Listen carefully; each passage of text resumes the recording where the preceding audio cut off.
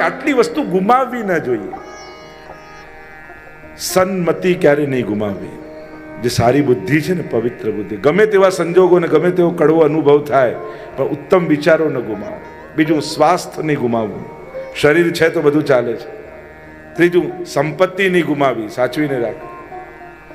ચોથું, સંબંધો નહીં ગુમાવવા. થોડું છોડીને પણ સંબંધો સચવાઈ જાય તો કોશિશ કરવી. પાંચમું, સન્માર્ગ નહીં ગુમાવવું. ઉત્તમ માર્ગ જે તમારા આત્મોદ્ધારનો મળ્યો હોય એ માર્ગ નહીં ગુમાવવો. બને તો એ સન્માર્ગ ઉપર ચાલ્યા કરવું.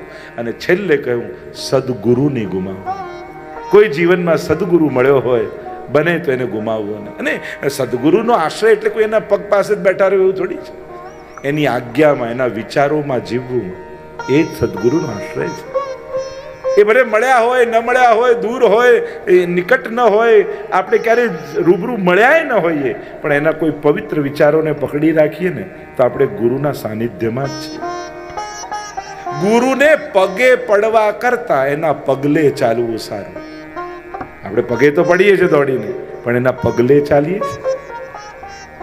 મૂળ વાત છે એના પગલે પગલે ચાલવું. એના બતાવેલા પગલે ચાલવું એટલે એના બતાવેલા માર્ગ ઉપર ચાલવું. આટલી વસ્તુ જીવનમાં ગુમાવવી નહીં. એટલે ભાવ સંશુદ્ધિ, ઉત્તમ ભાવ કડવા અનુભવથી પણ ગુમાવવો નહીં. તપોમાં આ મનના તપ છે. અને ગોપોના ભરોસે ગોકુલ રાખીને ગયા અને આવ્યા વસુદેવજી પાસે. વસુદેવજીને કહ્યું, મારે આ રીતે બાળક થયા અને વધાઈ આપી. તમારું બાળક એ મારું બાળક છે. નંદ બાબા એમ સમજ્યા કે આત્મીયતા બતાવે છે. હા, મારું બાળક એ તમારું, તમારું એ મારું, એક જ છે ને, આપણે કેવી જુદા છે. વસુદેવજી કહેવા લાગ્યા કે મને ભય છે.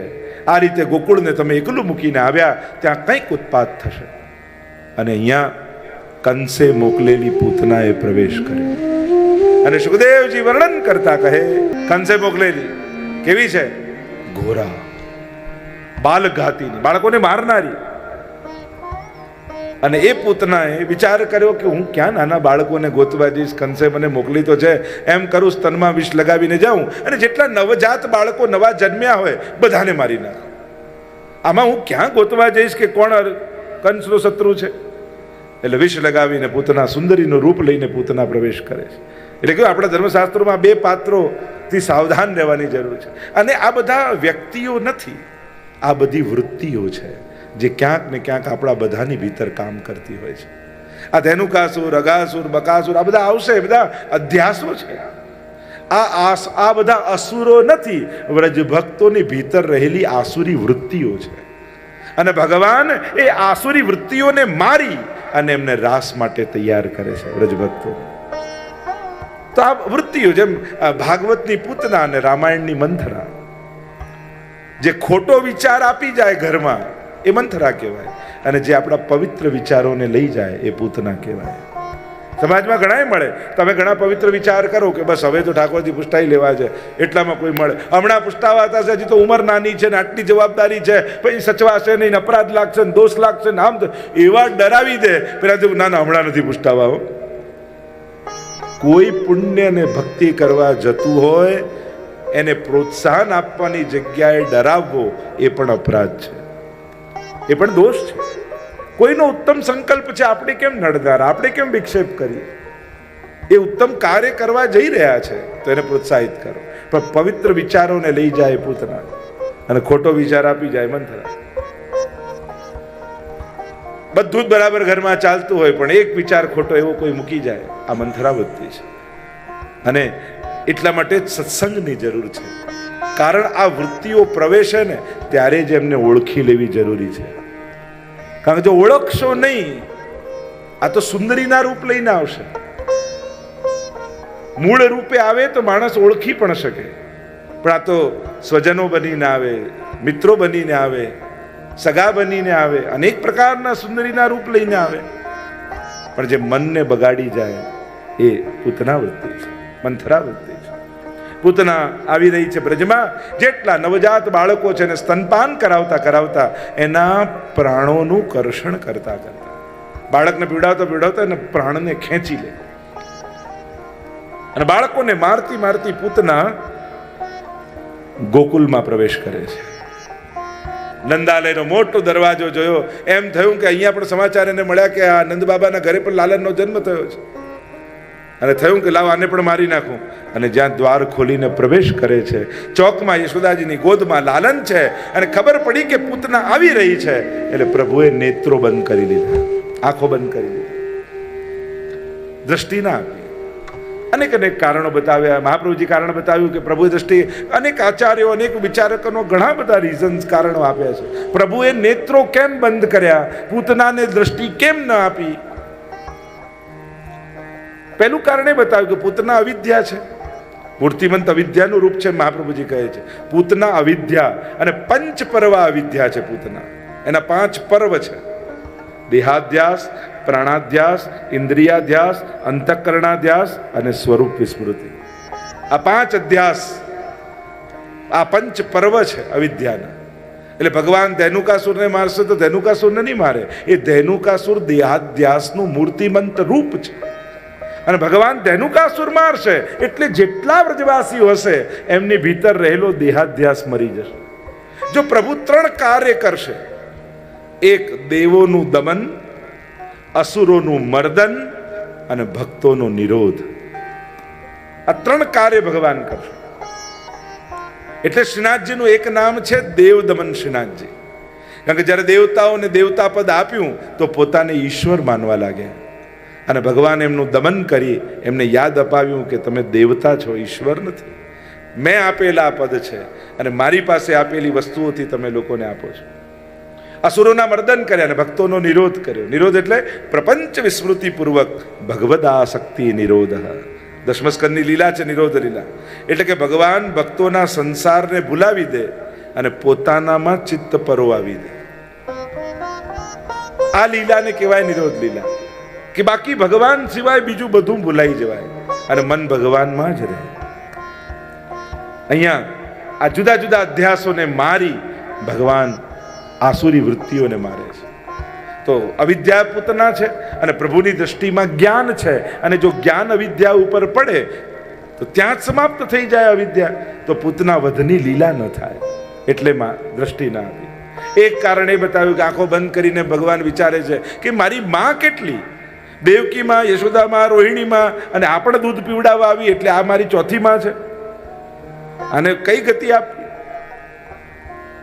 યા દ્રષ્ટિ બંધ કરીને એમ વિચાર કરવામાં એ કોઈ એમ કારણ કે મહાદેવજીને યાદ કરે છે અને એમ કહે છે કે હું તો માખણ મિશ્રી ખાવા આવ્યો છું, આ વિષપાન કરવું આપનું કામ છે, આપ આવો ને પીઓ. યા એક કારણ એ બતાવ્યું કે હું તો પુષ્ટિ પુરુષોત્તમ છું, અને પુષ્ટિ પુરુષોત્તમનો સ્વભાવ એવો હોય કે ગુણનું ગ્રહણ કરે પણ દોષનું દર્શન ન કરે.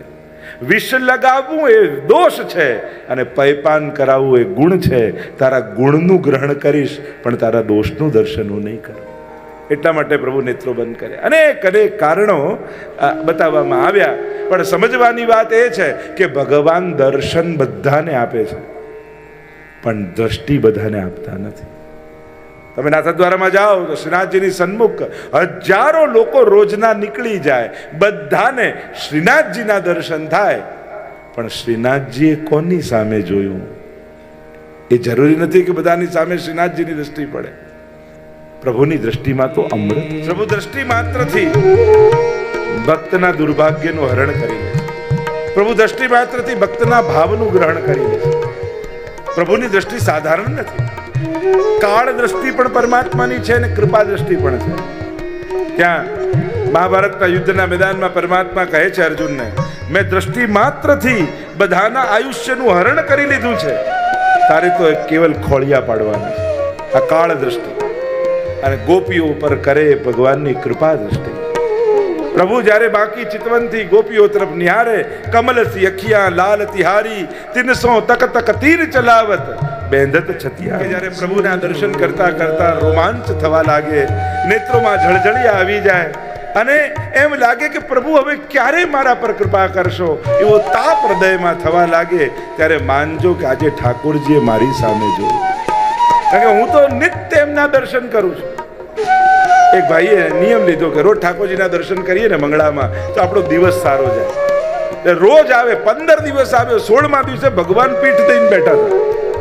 પેલો કે પ્રભુ રોજ દર્શન કરવા આવું છું ને, આમ ઊંધા થઈને કેમ બેઠા છો? મારો દિવસ સુધરે એટલે હું આપના દર્શન કરવા રોજ આવું. ઠાકોરજી કે મારે દિવસ મારો સુધારવો હોય કે નહીં?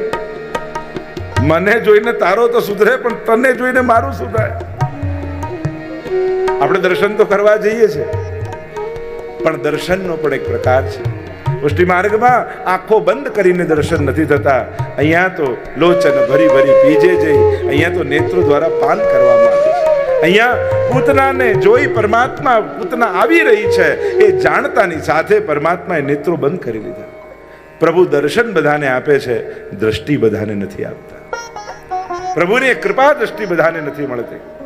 અહીંયા પૂતના સુંદરીનું રૂપ લઈને પ્રવેશ કરે છે. યશોદાજીની ગોદમાં લાલન છે ને બાજુમાં આવીને બેસી ગઈ પૂતના. અલગ મલકની વાતો કરવા લાગી ને યશોદાજીને પણ થયું કે ક્યાંક કોઈ દેશની રાણી લાગે છે. જો ને મારો લાલનનો યશ કેવો ફેલાયો છે, ચારે બાજુ એના બસ એના જ વખાણ અને એની જ પ્રશંસાવા છે. અને દૂર દૂરની રાણીઓ મારા લાલનના દર્શન કરવા આવે છે. અને જ્યાં યશોદાજી સાથે વાત કરી રહી હતી ત્યાં જ યશોદાજીને કંઈ ઘરનું કાર્ય યાદ આવ્યું એટલે લાલનને લીધા અને પૂતનાની ગોદમાં આપી દીધા અને કહ્યું કે થોડી વાર મારા લાલનને સાચવશો, હમણાં હું થોડું ઘર કાર્ય કરીને આવું. અને પૂતનાને તો જે મોકો જોઈતો હતો એ મળી ગયો. જો વિચાર કરો, મારવા માટે જેણે લાલનને ગોદમાં લીધા એને પણ ભગવાન માની ગતિ આપે, તો શ્રૃંગાર કરવા માટે તમે ગોદમાં લો તો ઠાકોરજી તમને કઈ ગતિ નહીં આપે. એને તો મારવા માટે ગોદમાં લીધા તોય ઉદ્ધાર થયો, તો આપણે તો ઠાકોરજીને લાલ લડાવવા માટે ગોદમાં લઈ અને ઠાકોરજીને શ્રૃંગાર કરીને. પેલા એ તો વિષપાન કરાવીને દૂધ આપ્યું તોય માની ગતિ આપી, અને તમે લોકો તો કેસર ને બદામ ને પિસ્તા મેળવી ચાંદીની કટોરીમાં ભોગ ધરો તો ઠાકોરજી તમારા પર કઈ કૃપા નહીં કરે. પૂતનાના પ્રસંગથી એટલું તો નિશ્ચિત છે કે ભલે અધમ વસ્તુ હતી, પૂતનાનો ભાવ પણ ઉત્તમ નહોતો, પણ એની ક્રિયા માં જેવી હતી. અને ક્રિયા માં જેવી હતી એટલે ભગવાને એને માની ગતિ આપી. ઘણીવાર લોકો પ્રશ્ન કરતા હોય, અમે સેવા તો કરીએ, મહાપ્રભુજીની પ્રણાલિકા પ્રમાણે કરીએ, પણ ભાવ નથી હોતો, તો શું ઠાકોરજી સેવા અંગીકાર કરતા હશે? અરે તમારો ભાવ ભલે ન હોય, પણ તમારી જે રીત છે ને એ સેવા રીત પ્રીત વ્રજજન કી, તમારી પ્રક્રિયા વ્રજભક્તો જેવી છે. એટલે ઠાકોરજી તમારા ભાવને ન જોતા તમારી ક્રિયાને જોઈ વ્રજભક્તો જેવી કૃપા તમારા ઉપર કરશે. કારણ કે જો પૂતનાને માની ક્રિયા જોઈ માની ગતિ આપતા હોય તો તમારી વ્રજભક્તોની ક્રિયા જોઈ તમને વ્રજભક્તોની ગતિ નહીં આપે ઠાકોરજી. ઘણી વાર લોકોને આમ ભાવ થાય ને પછી સેવા પધરાવીશ, આમ ભાવ થાય ને પછી બ્રહ્મસમન લઈશ, આમ ભાવ ન થયો તો જિંદગી એમને એમ જતી રહેશે.